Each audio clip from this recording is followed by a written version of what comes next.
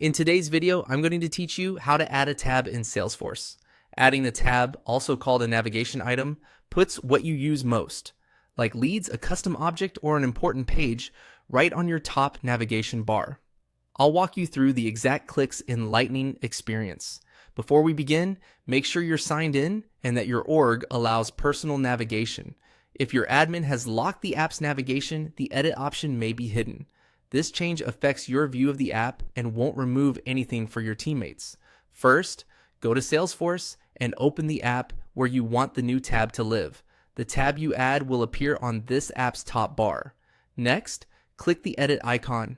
It looks like a small pencil on the far right of the navigation bar. This opens the editor that controls which items appear across the top. If you don't see the pencil, you may not have permission to customize this app. Inside the editor, click on All.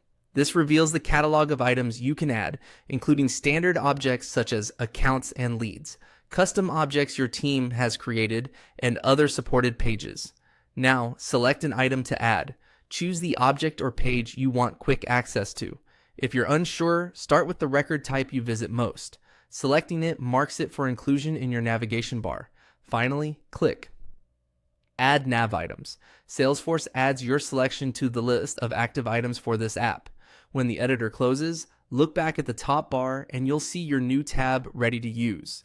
You can repeat the process anytime you want to add more, keeping your workspace focused on what matters most. For best results, keep your nav bar short so your most important items stay visible on smaller screens. And that's it. You went to Salesforce, clicked the edit icon, opened the all list, selected what you want, and clicked Add Nav Items.